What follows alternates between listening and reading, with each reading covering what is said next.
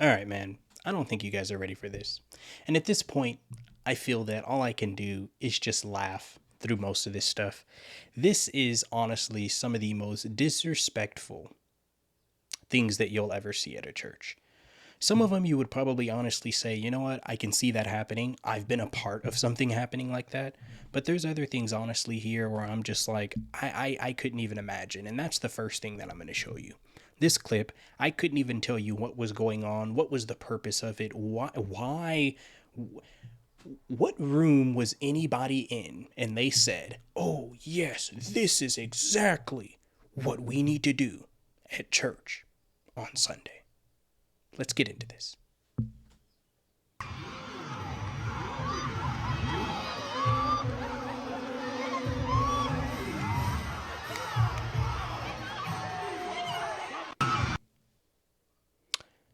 So, just like me, the first time I saw that, I said, what? I'm going to run that back just so you get an opportunity to realize that, yes, I was just watching what I watched happen at church. Let's run this back.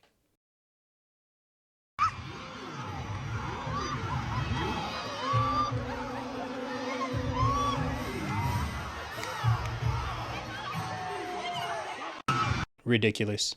I can't understand why anyone would allow something like that to go on. I can't understand why that wasn't stopped. Like I said, what room was anybody in? Who was in that room? Who came up with this? What is the purpose? You have people humping the pulpit. You have people humping this thing?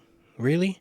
People are humping it. People are twerking and jerking. And it's like, come on, seriously? And then people are in the audience just laughing and guys, it's stuff like this, which is the exact reason why I believe that the faith, Christianity, Jesus himself, God, this is why it's become so mocked, because the people that should have an understanding are behaving like that inside of the church. Some people are going to say, oh, they're just having fun. You're taking it too serious. You're taking it too serious. I'm sorry, but the house of God needs to be taken serious. You want to know why? Because there's people in the world that go to church and go to the house of God because they're dealing with serious things. They've got serious troubles, serious needs, serious ones. This is out of line. And because of stuff like this, because of things like this right here that happen in the church, there's no wonder that there's a bunch of crazy things happening all over the world in other churches. I talked about this before in another video. That there used to be a time, in my opinion, when the church was really a place of solace, a place of help. And like I said, I'm not speaking to every single ministry here, because there are ministries that are out here actually doing the good work of the Lord. Shout out to them. But over time, there has been a increasingly vast majority of ministries that are choosing to do what we just saw. Choosing to try and change the way things go, but joining into worldly acts to do it. This makes me pose the question, why do churches feel the need to have to go outside of the box to get people to enjoy coming to church? People have to realize there's a time and place for everything. If you're going to church, it's not supposed to feel like you're at a club. It's not supposed to feel like you're at a concert. You're at church.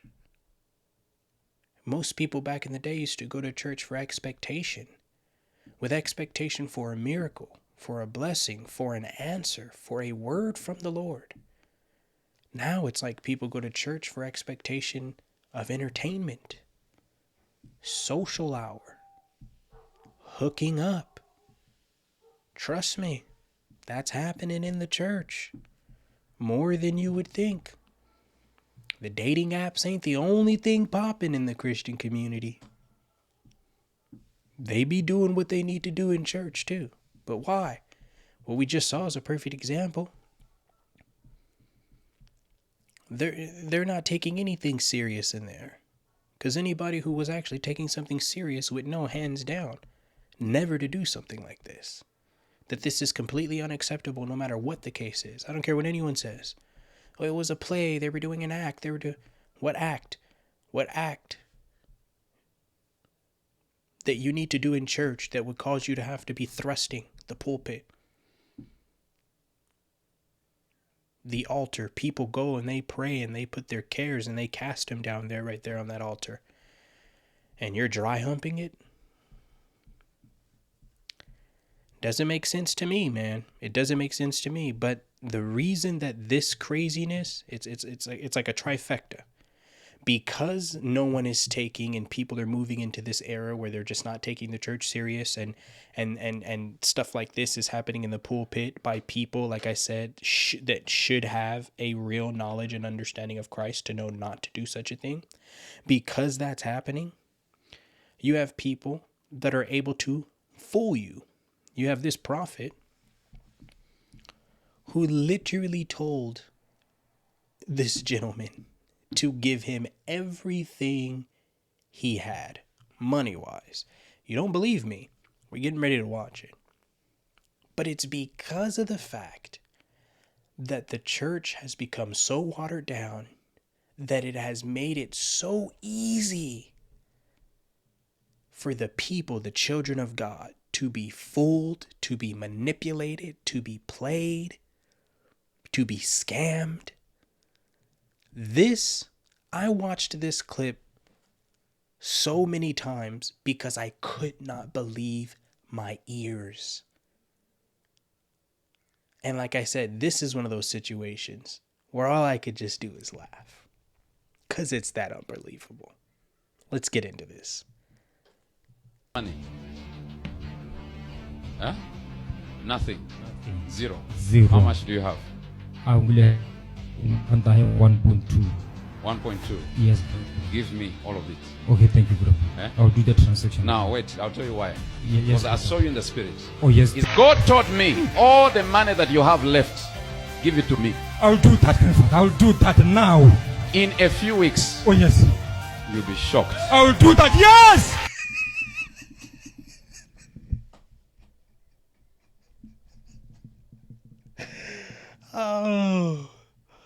Oh, jeez Louise. Oh, bro, I don't mean to laugh to offend anyone. I promise you I don't. I promise you I don't. But the desperation in this man's voice to get an answer from God, that he's believing that God literally only speaks to this prophet. So whatever this prophet says, I must do, I must obey. That's the manipulation, guys. I always wanted to get an actual understanding on why I never agreed with give me money and God's gonna bless you, that tactic. Because the Bible says not only does he love a cheerful giver, that's the only thing the church talks about, but before that, he tells us to not give begrudgingly or of necessity. So you don't give because you need something from God, because God's not a bargainer like that. You can't bargain with God. So all these people saying, oh, I seen you in the spirit, God told me to tell you, give me all of your money and you're going to be shocked. Money has nothing to do with anything. God does not work in the frame of money. He works in the spirit realm, in the frame of miracles, signs, and wonders. Which part of those three have anything to do with a debit, Visa card, or MasterCard transaction? None of them. These are lies from the very pits of hell.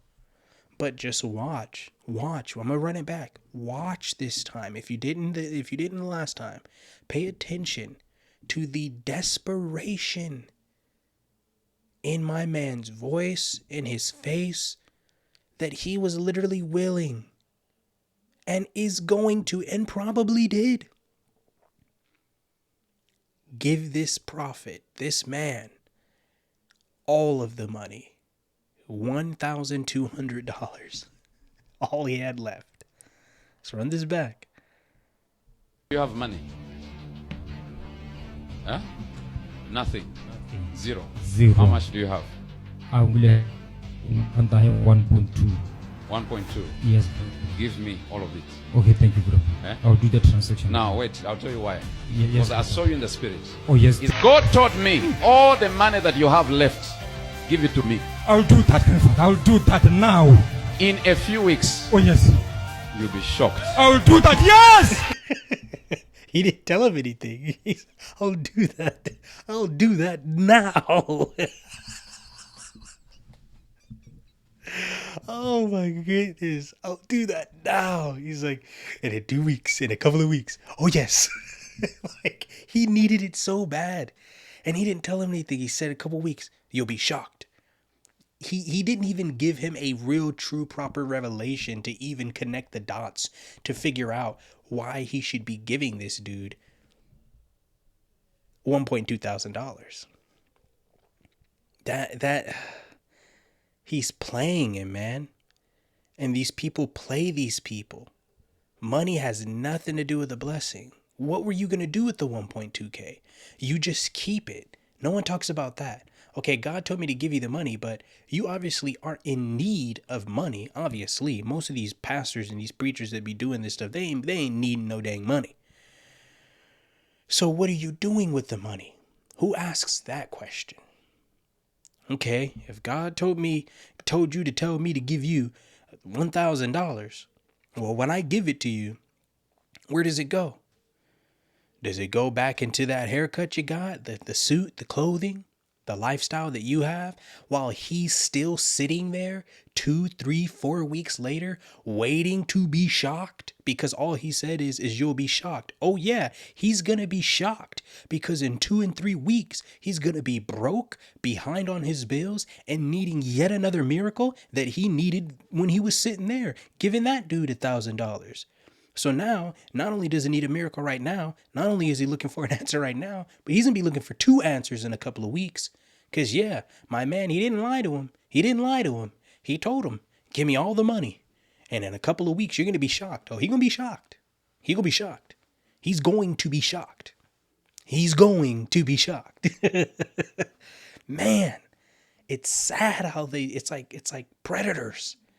And they're just like seeking, just over their prey, just who can I get? Who's desperate? Who needs something from God? And I can just tell him to do this, and then he'll get it from God, and I win. And not of necessity, man. If you have a desire, if you have a need, ask God for it. You don't have to pay for blessings. God doesn't want your money. He wants your heart. And speaking of that, this gentleman here, he needs to give God his heart. This guy, clip we're getting ready to watch right now, this gentleman needs to give God his heart because he's chilling inside of a service. This pastor's preaching the word of God. And in the middle of him preaching, this gentleman gets up in the most calmest way I've ever seen someone get up and points a gun directly at the pastor. Let's get into this. God, you were on in a whole different kingdom than God. And God had chose. Jesus! Whoa!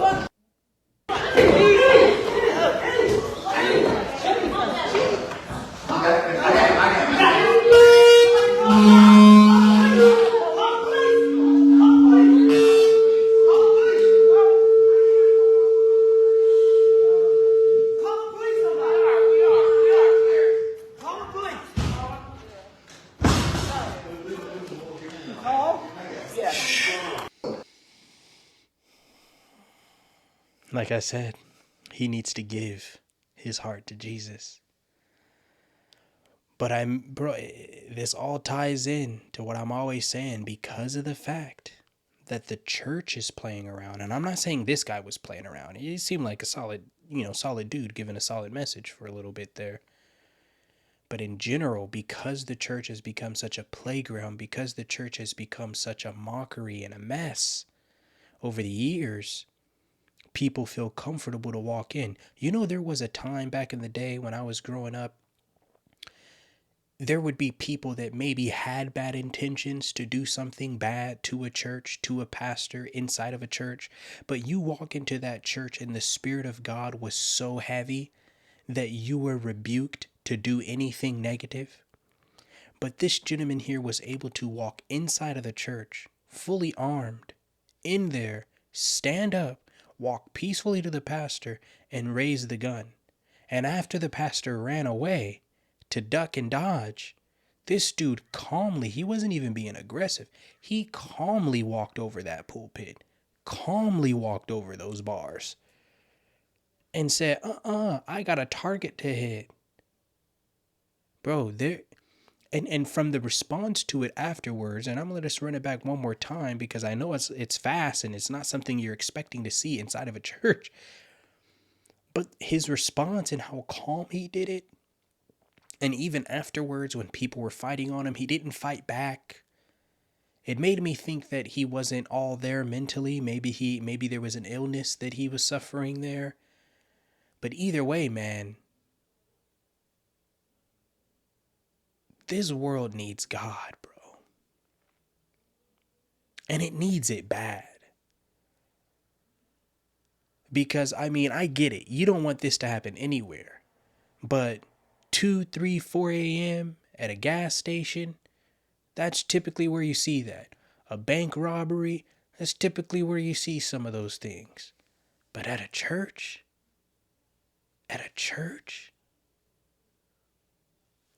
Let's run this back one more time. Is the God. You were in a whole different kingdom than God. And God had chose. Jesus! Shout out to that dude.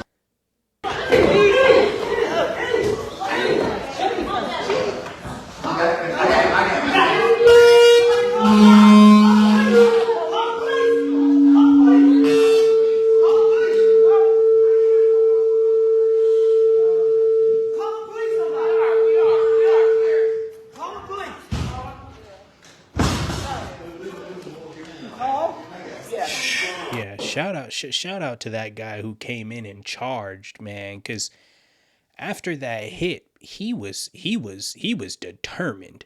He was determined. He did not care. Look at that. And God had chose. Kept walking. He didn't care. Yeah, shout out to that guy, man. Shout out to that guy for coming in and stepping in like that, because homeboy didn't care. He had a target. And it's like he was going to keep going until he got that target. He had intention, bro. He had a job to do. That's sad, man. That's sad. It's dangerous. It's like, we're in such a dangerous time right now, such a dangerous world that this is happening. It's sad to think, man, that there's people in the world that don't know about God. There's people in the world that do know about God. And too many times the people that do know about God not really behaving the way that they should, and possibly sometimes even ruining it for the people who don't know God, for them to build a genuine ultimate relationship with Him, man. We need Christ, man. Everybody needs Christ. Like I say, there's constantly always crazy stuff going on in the world. Every week I see it. There's always something. But the church has got to get back to the way that the church used to be, man, where it was the power of God was so strong in there. The Spirit of God was being ushered in. The anointing, the presence was there so strong that all someone had to do was sit in there and just be there.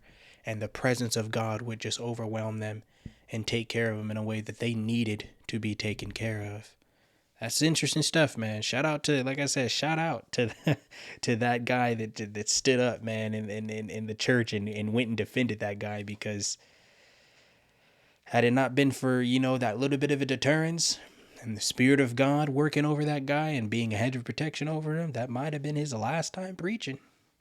Got to be careful out there, man. This is why we need God over us. We need his protection. We need his guidance, and we need his angels around us. So don't go too far without him, man. And as much as I would say, honestly, don't go anywhere without him. That's all I got for you guys on this one. To the next one. I'm out.